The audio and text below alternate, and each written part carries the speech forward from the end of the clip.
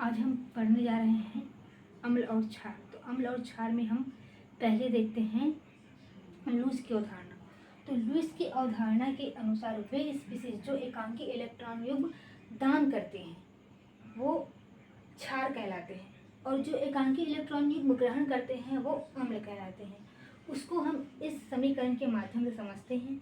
तो अमोनिया के नाइट्रोजन के ऊपर एक इलेक्ट्रॉन का जोड़ा है, एक इलेक्ट्रॉन के जोड़े को एकाकी इलेक्ट्रॉन कहते हैं, जो BF3 के साथ क्रिया करके उपसंयोजक बंध बनाता है और अपने एकांकी इलेक्ट्रॉन को BF3 को दे देता है। तो NH3 BF3 को अपने एकांकी इलेक्ट्रॉन दे रहा है, तो NH3 क्या कहलाएगा? क्षार कहलाएगा। और BF3 इसे ग्रहण कर रहा है, इसलिए ये क्या कहलाएगा? ये अम्ल कहलाएगा BF3। और इस अवधारणा का जो विशेषता है वो इस प्रकार है कि जिन अम्लों में H+ आयन उपस्थित नहीं होता उसका भी ये व्याख्या कर सकता है। वही लिखा है, अम्ल और क्षार की व्याख्या करने के लिए H+ आयन की उपस्थिति आवश्यक नहीं है लुईस अवधारणा में। और इसमें पदार्थ की प्रकृति अम्ल या क्षार है ये जानने के लिए किसी विलयन की आवश्यकता नहीं होती। इस पदार्थ की प्रकृति किसी विलयन पर निर्भर नहीं करती, वही लिखा है। ठीक, ये निर्जलीय पदार्थों पर भी लागू होता है, मतलब जो जल में नहीं घुलते उसमें भी ये लुईस अवधारणा लागू होता है। अब हम देखेंगे आर्नियस का सिद्धांत।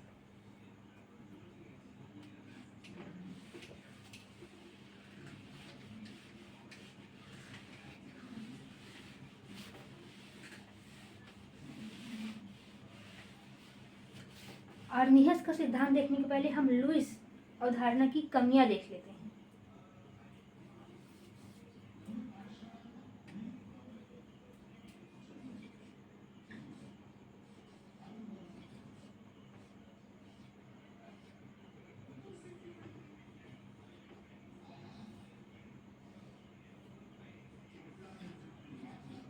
ये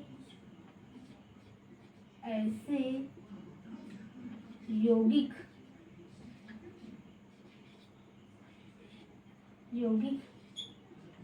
की व्याख्या करने में असमर्थ है,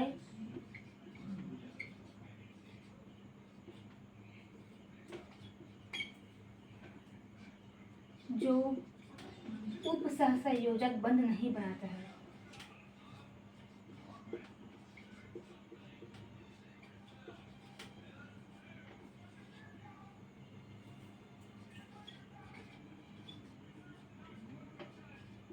नहीं बनाता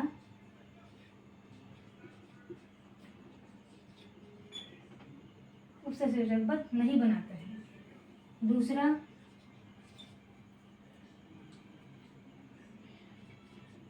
ये अम्ल व क्षार, ये अम्ल व क्षार के सापेक्षिक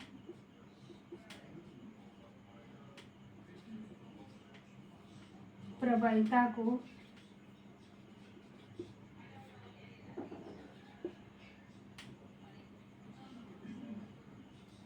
प्रबलता की तुलना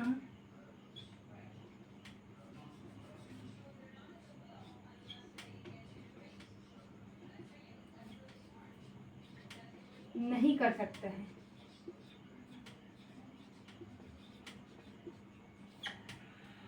ये अम्ल और क्षार की सापेक्षिक प्रबलता की तुलना नहीं कर सकता है।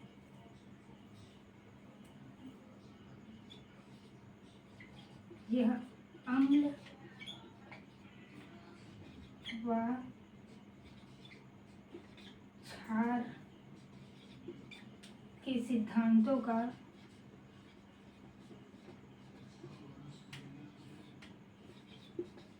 की व्याख्या नहीं कर सकता है,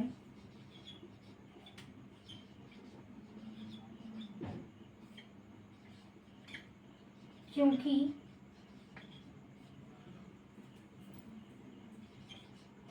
अम्ल क्षार आपस में तीव्र अभिक्रिया करते हैं।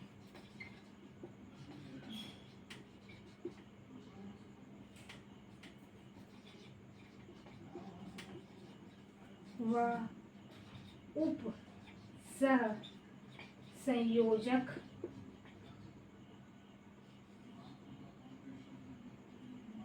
बंध मंद गति से क्रिया करते हैं।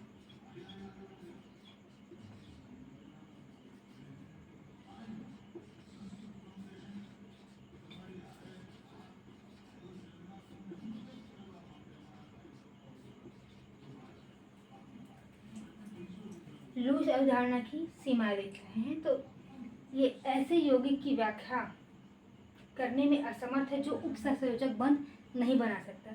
जैसे कि हमने पहले देखा समीकरण के माध्यम से कि NH3 और BF3 के बीच उपसंयोजक बन रहा है लूज अवधारणा के अनुसार। तो ये वही कह रहा है कि ऐसे यौगिक की व्याख्या नहीं करेगा जो उपसंयोजक बंध नहीं बनाएगा। ये ऐसे ही यौगिक ऐसे ही अम्ल और क्षार की व्याख्या कर सकता है जो उपसंयोजक बंध बना सकता है। ये इसकी कमियां हैं या इसकी सीमाएं कह सकते हैं। ये अम्ल और क्षार की सापेक्षिक प्रबलता की तुलना नहीं कर सकता। सापेक्षिक प्रबलता मतलब यह अम्ल क्षार से ज़्यादा प्रबल है या यह क्षार उस अम्ल से ज़्यादा प्रबल है। ये सापेक्षिक या तुलना करने में असमर्थ है। ठीक। और यह अम्ल और क्षार के सिद्धांतों की व्याख्या भी नहीं कर सकता क्योंकि जब अम्ल और क्षार आपस में क्या करते हैं तो तीव्र गति से होता है और जो उपसंयोजक बंध है वो मंद गति से क्रिया करता है। इसलिए अम्ल और क्षार के सिद्धांतों की व्याख्या लुईस की अवधारणा से नहीं किया जा सकता है। तो ये इसकी कमियां हो गई। अगर स्क्रीनशॉट लेना चाहें तो आप ले सकते हैं। इसके बाद हम देखते हैं आर्नियस का सिद्धांत।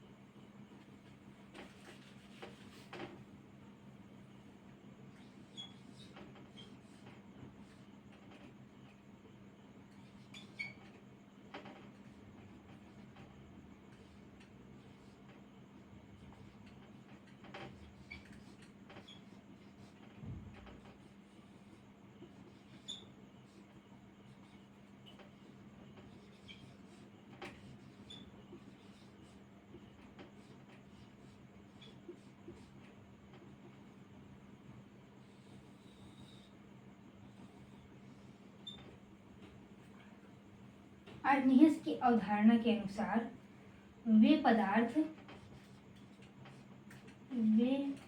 पदार्थ जो जल में घुलकर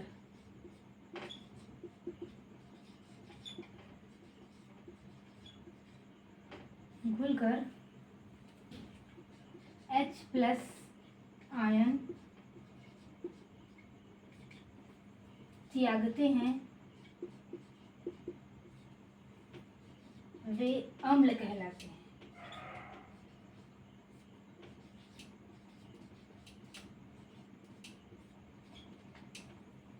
समीकरण के माध्यम से अगर हम समझे तो HCl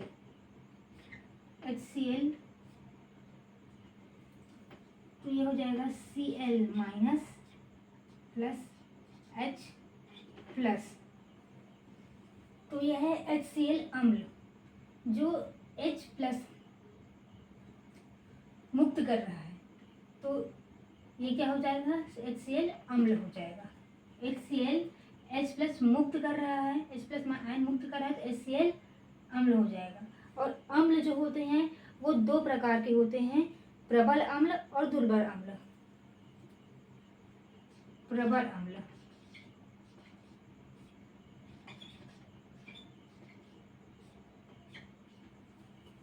जो H प्लस आयन त्यागने की प्रवृत्ति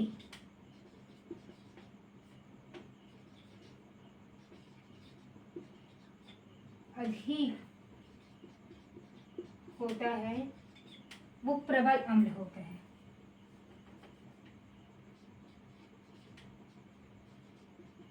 जिनमें H प्लस आयन त्यागने की प्रवृत्ति अधिक होता है वो प्रबल अम्ल होता है। जैसे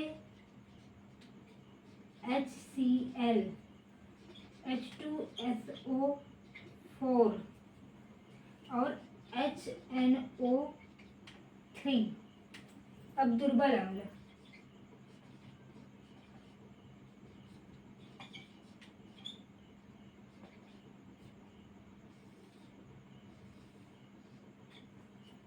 जिनमें H प्लस आयन त्यागने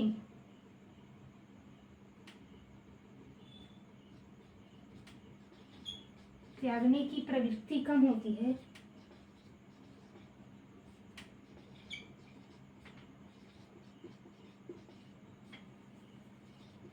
वो दुर्बल अम्ल होते हैं। जैसे H2CO3, CH3COOH, HCN, HC2O4, ये सब दुर्बल अम्ल है और इसमें H प्लस आयन त्यागने की प्रवृत्ति कम होती है। अगर स्क्रीनशॉट आप लेना चाहें तो ले सकते हैं।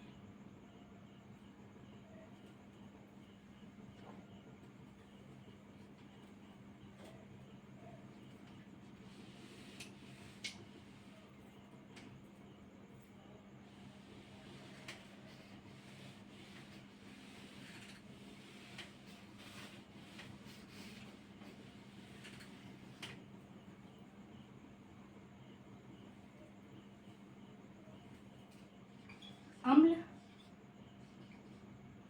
और अम्ल की क्षारकता।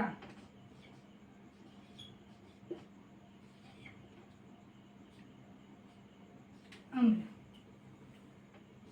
HCl,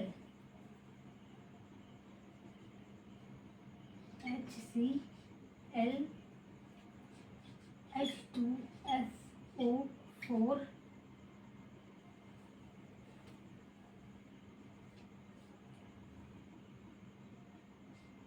H3PO4। तो इस अम्ल की क्षारकता 1 है, इस अम्ल की क्षारकता 2 है और इस अम्ल की क्षारकता 3 है। क्षारकता क्या होता है अब देखते हैं। किसी अम्ल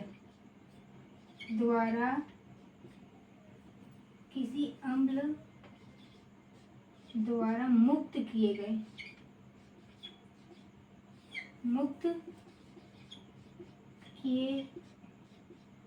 गए H प्लस आयनों की संख्या उसकी क्षारकता कहलाता है।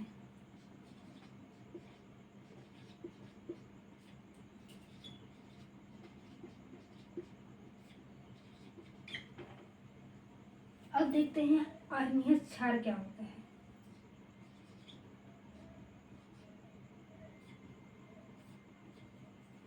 जो पदार्थ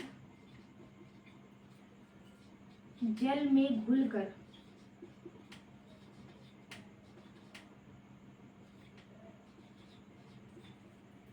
OH माइनस आयन त्यागता है, OH माइनस आयन मुक्त करता है,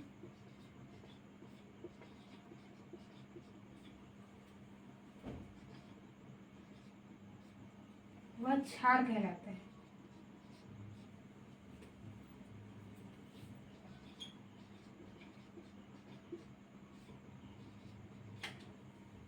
जैसे इसको समीकरण के माध्यम से समझते हैं, NaOH, तो इसमें Na प्लस अलग हो जाएगा और OH माइनस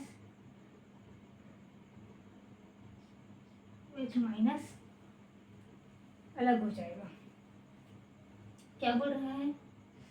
जो पदार्थ जल में घुलकर OH माइनस आयन मुक्त करता है वह क्षार कहलाता है। तो समीकरण में देखेंगे NaOH जो है OH मुक्त कर रहा है, यानी कि OH NaOH क्या है? क्षार है आर्नियस के सिद्धांत के अनुसार। और क्षार भी दो प्रकार के होते हैं, प्रबल क्षार और दुर्बल क्षार। अब उसको देखते हैं, अगर आप स्क्रीनशॉट लेना चाहें तो ले सकते हैं।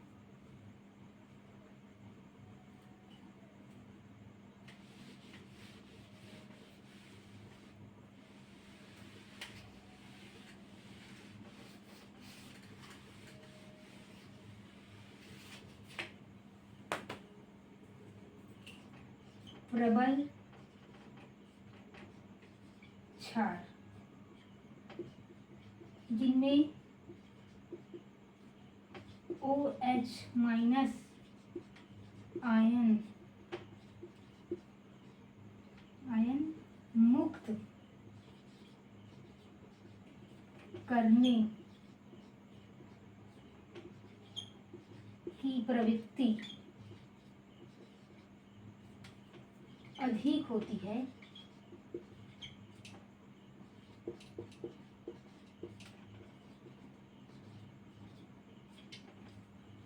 वह प्रबल क्षार होता है। जिनमें OH माइनस आयन मुक्त करने की प्रवृत्ति अधिक होती है वह प्रबल क्षार होता है। जैसे NaOH KOH। अब दुर्बल क्षार,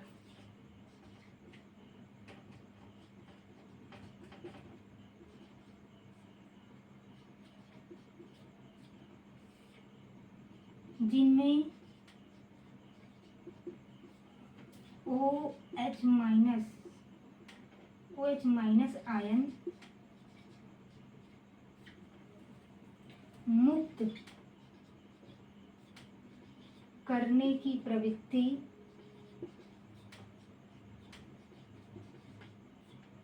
अधिक होती है,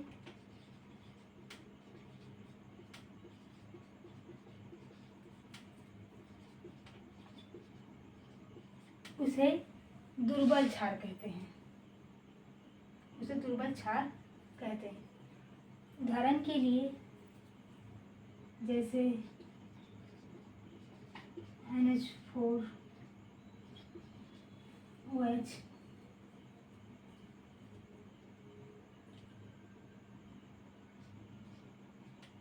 एल्युमिनियम OH होल थ्राइस।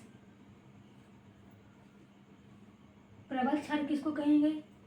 जिसमें OH माइनस आयन मुक्त करने की प्रवृत्ति अधिक होगी, जैसे कि NaOH और KOH। और दुर्बल क्षार जिसमें OH आयन मुक्त करने की प्रवृत्ति कम होगी, जैसे NH4OH और एल्युमिनियम OH होल थ्राइस। ठीक, अब देखते हैं क्षार की अम्लता। क्षार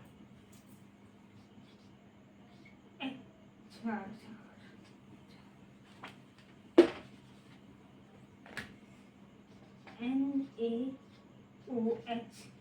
CaOH ट्वाइस और एल्युमिनियम होल ट्वाइस OH थ्राइस।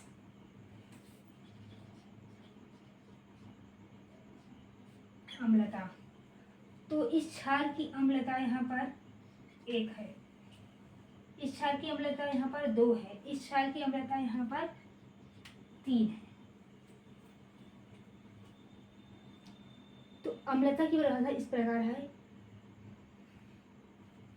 जो क्षार जितना OH आयन मुक्त करता है वही उसकी अम्लता होता है। किसी क्षार द्वारा मुक्त किए गए OH माइनस आयनों की संख्या को उसकी अम्लता कहते हैं। अगर आप इसका स्क्रीनशॉट लेना चाहें तो ले लें।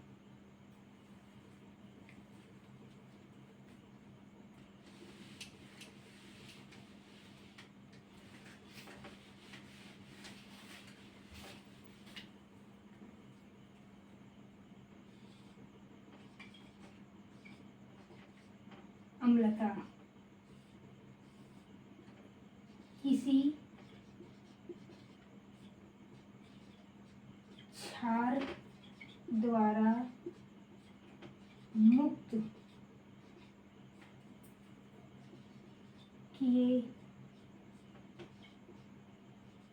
गए OH माइनस आयन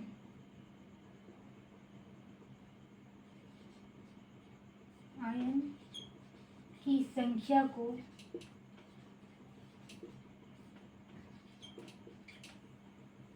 उसकी अम्लता कहते हैं।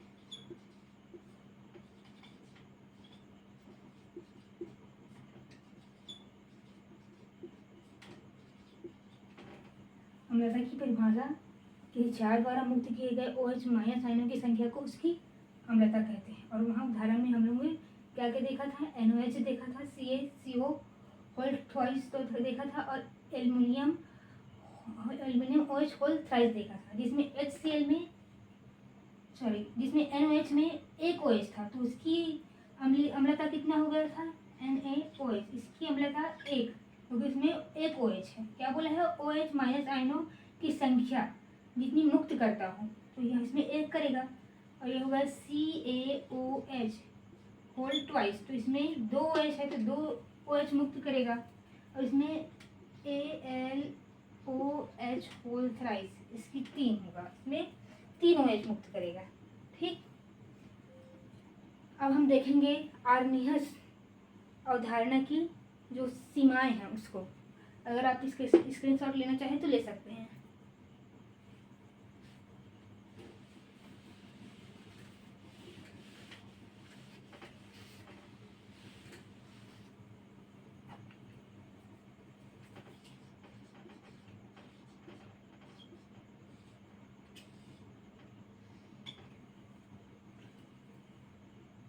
आर्नियस की अवधारणा के हिसाब से हम देख रहे हैं इसकी सीमाएं। ये उन पदार्थों की व्याख्या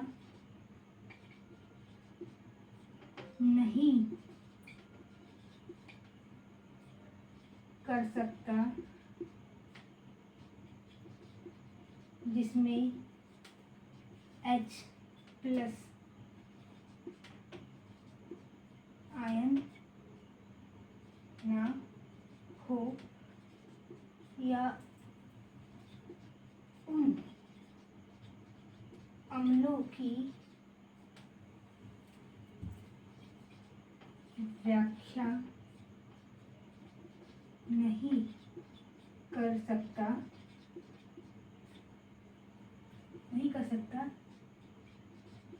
जिसमें H प्लस आयन नहीं हो।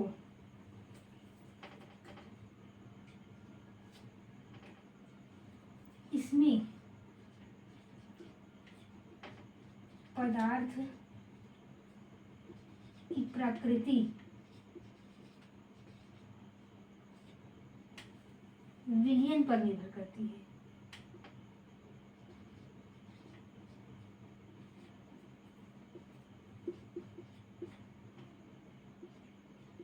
निर्भर करती है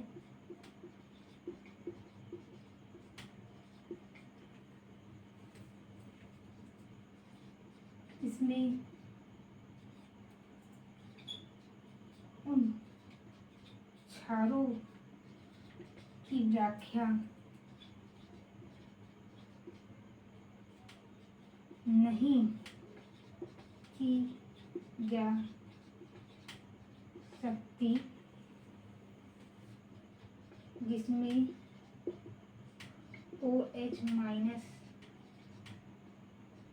आयन उपस्थित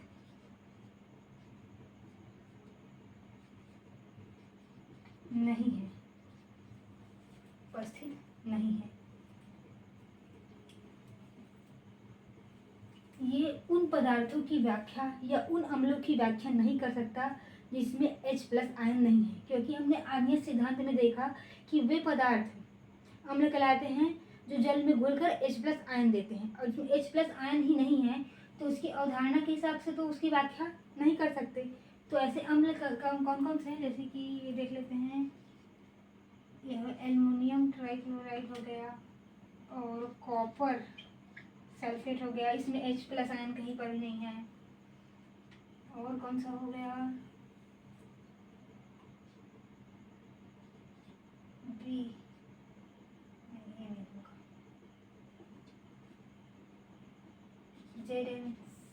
ZnCl3। ये कुछ और ऐसे अम्ल हैं जिसमें H+ आयन नहीं होता, जिसमें आर्नियस के अवधारणा के हिसाब से उसकी व्याख्या नहीं कर सकता। इसमें पदार्थ की प्रकृति विलयन पर निर्भर करती है। इसके अवधारणा में ही बोल दिया गया कि जल में घुलने पर H+ आयन अगर देता है तो अम्ल, जल में घुलने पर यदि OH- आयन देता है तो क्षार। तो इसमें जो भी पदार्थ हो उसको विलयन में विलयन में घुलेगा, तभी उसकी हम व्याख्या कर पाएंगे कि वो अम्ल है क्षार। इसलिए बोला गया इसमें पदार्थ की प्रकृति विलयन पर निर्भर करता है। अब उन क्षारों की भी व्याख्या नहीं कर सकते जिसमें OH- आयन अनुपस्थित हो। तो जैसे देख लेते हैं कौन सा हो सकता है, जैसे हमने देखा था पहले NH3, ये एकांकी इलेक्ट्रॉनिक मॉल हम किसमें देखे थे, लूस में। जो इलेक्ट्रॉन त्यागते हैं वो क्षार और जो ग्रहण करते हैं वो अम्ल। तो NH3 जो है वो ऐसा क्या है, क्षार है जिसमें OH- आयन उपस्थित नहीं है। तो ये आर्नियस का कमियां हो गई। अब हम देख लेते हैं ब्रांस्टेड-लॉरी सिद्धांत। अगर आप इसका स्क्रीनशॉट लेना चाहें तो ले सकते हैं।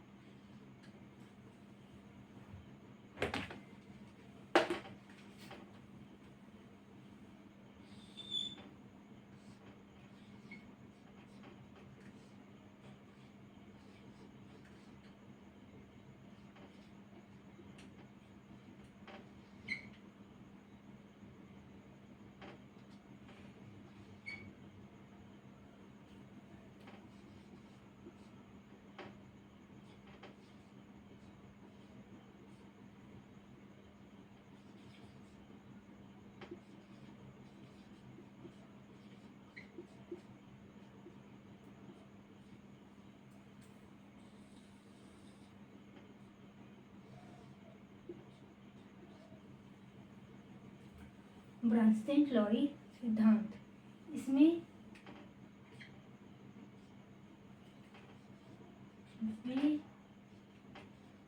पदार्थ जो प्रोटॉन त्यागते हैं वह अम्ल कहलाता है।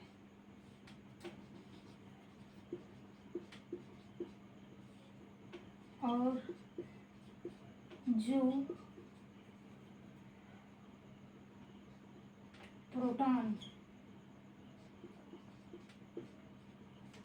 ग्रहण करते हैं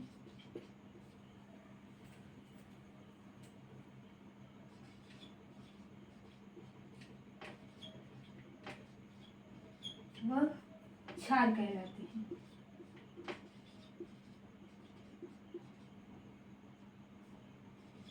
अब इसको समीकरण समझते हैं हम।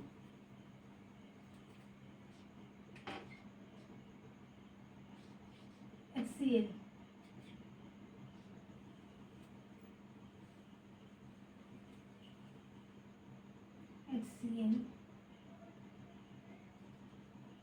प्लस H2O, तो ये हो जाएगा H3O प्लस Cl। जो प्रोटॉन त्यागते हैं वो अम्ल कहलाते हैं। तो HCl प्रोटॉन त्याग दिया है, मतलब प्रोटॉन मतलब होता है H प्लस आयन ही होता है। तो ये जो HCl है वो प्रोटॉन त्याग दिया है, तो जो H2O है वो क्या होगा, H3O प्लस हो गया और Cl बना। ठीक है, तो प्रोटॉन त्याग दिया इसलिए HCl क्या है, अम्ल है। ठीक, अब देखते हैं NH3 प्लस H2O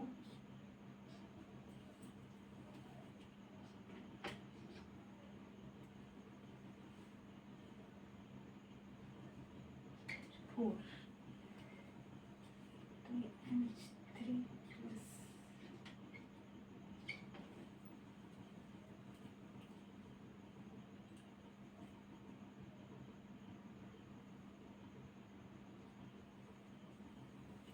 NH4 और H2O, तो ये भी क्या कर रहे हैं, प्रोटॉन त्याग रहा है, तो ये भी क्या है, NH4 भी अम्ल हुआ।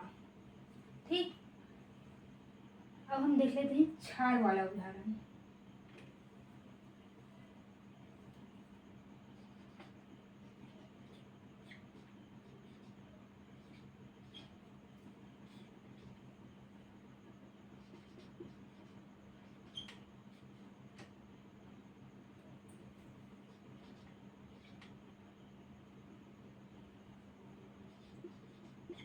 OH माइनस, तो इसमें NH2 माइनस, इससे एक H ग्रहण कर रहा है, तो ये हो गया इधर NH3 हो गया, इधर हो गया OH माइनस, तो NH2 क्या हुआ, क्षार हो रहा है, क्षार हो गया, प्रोटॉन ग्रहण करता है वो क्षार। ठीक, अब ब्रांस्टीन-लाउरी अवधारणा की हम अनुप्रयोग देख लेते हैं। अगर आप इसका स्क्रीनशॉट ले लेना चाहें तो ले सकते हैं, या फिर मैं इसको एक बार और समझा देती हूँ। वे पदार्थ जो प्रोटॉन त्यागते हैं यानी कि H प्लस आयन त्यागते हैं वो अम्ल होते हैं, और जो H प्लस आयन ग्रहण करते हैं वो क्षार होते हैं। तो HCl यहाँ प्रोटॉन त्याग रहा है इसलिए HCl अम्ल होगा, और यहाँ पर NH4 जो है वो भी प्रोटॉन त्याग रहा है, तो ये क्या होगा, ये क्षार होगा। सॉरी, ये प्रोटॉन त्याग रहा है तो ये भी अम्ल होगा, और जो H2 माइनस है वो एक प्रोटॉन ग्रहण किया है तो ये क्षार होगा। कौन, NH2। अब हम इसकी कमियां देख लेते हैं।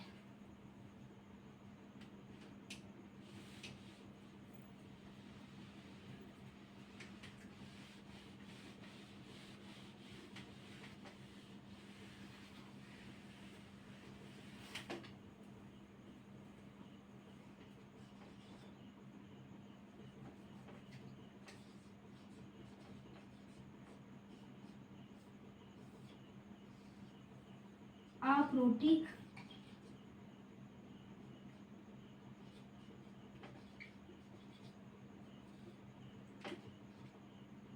पदार्थों,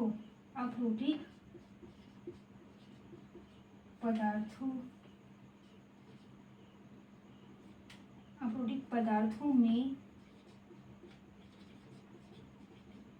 अम्ल व क्षार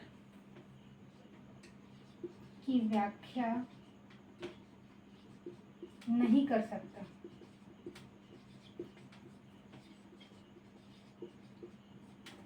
अप्रोटिक पदार्थों में अम्ल और क्षार की व्याख्या नहीं कर सकता, क्योंकि हम लोग ने देखा कि जो प्रोटॉन त्यागता है वो है अम्ल, जो प्रोटॉन ग्रहण करता है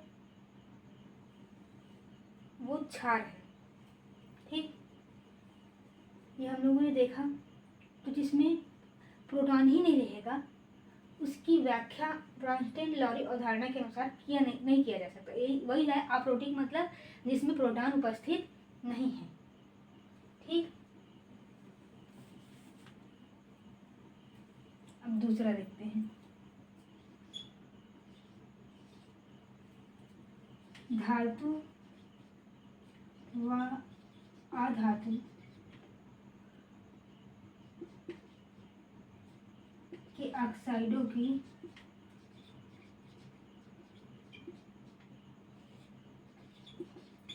प्रकृति की व्याख्या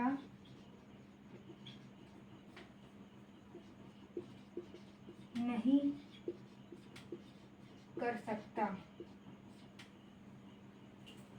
धातु व अधातु में जो ऑक्साइड बनाया जाता है, जैसे कि कैल्शियम ऑक्साइड हो गया, कॉपर ऑक्साइड होगा, इसकी अम्ल है या क्षार है, इसकी भी व्याख्या ये नहीं कर सकता।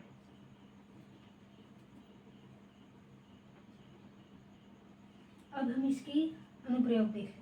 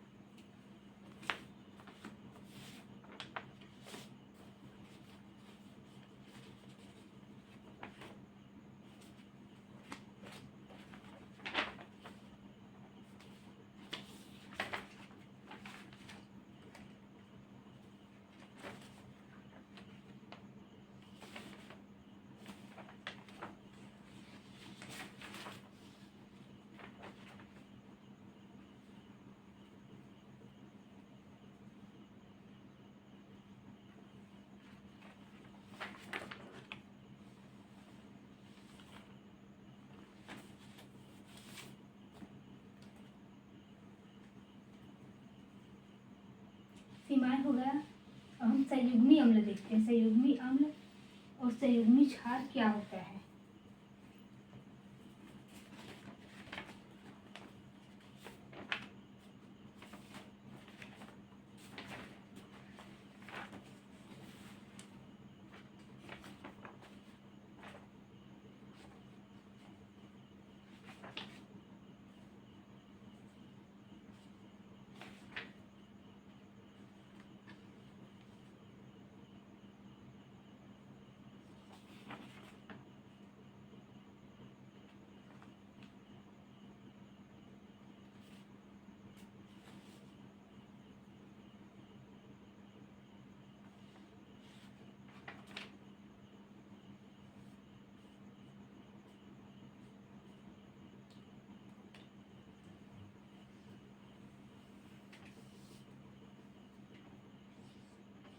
संयुग्मी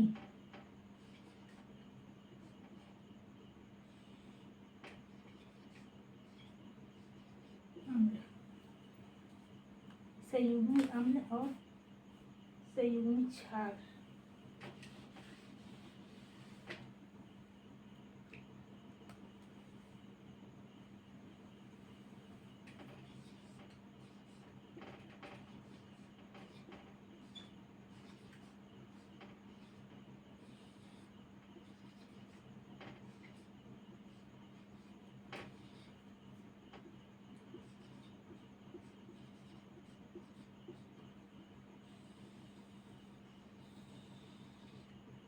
संयुग्मी अम्ल और संयुग्मी क्षार, यदि संयुग्मी अम्ल पूछे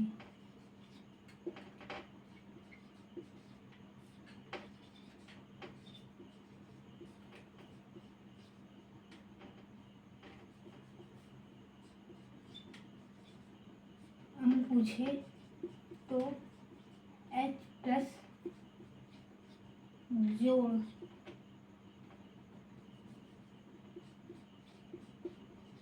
जोड़ना है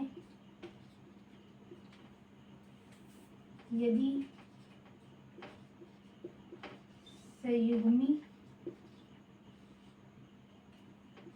क्षार पूछे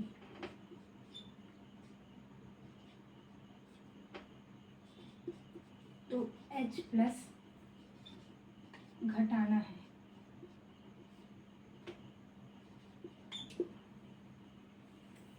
जैसे कि NH2 का NH3 का संयुग्मी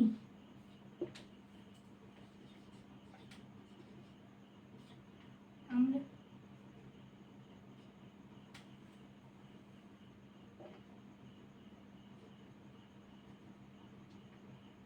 NH3 का संयुग्मी अम्ल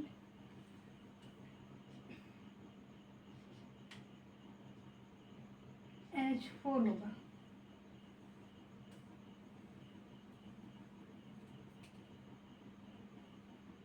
सॉरी ये गलत हो गया। NH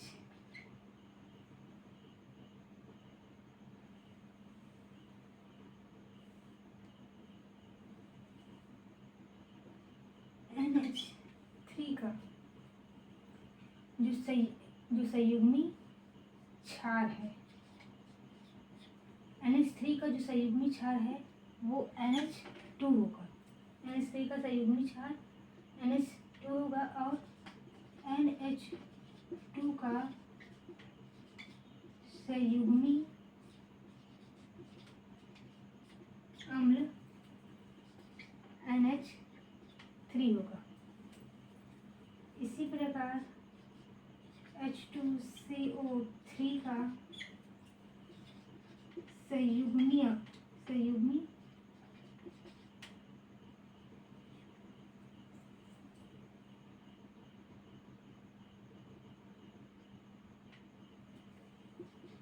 क्षार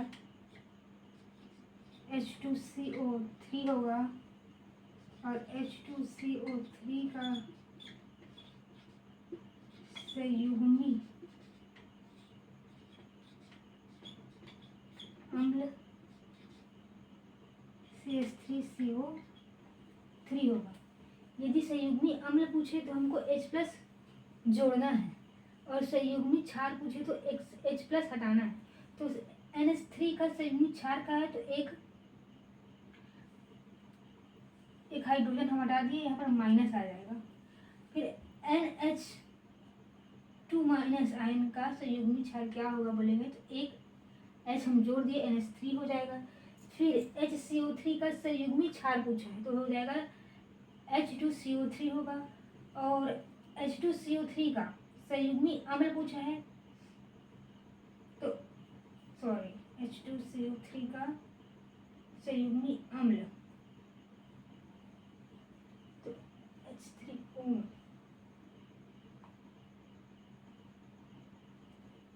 गलत हो गया।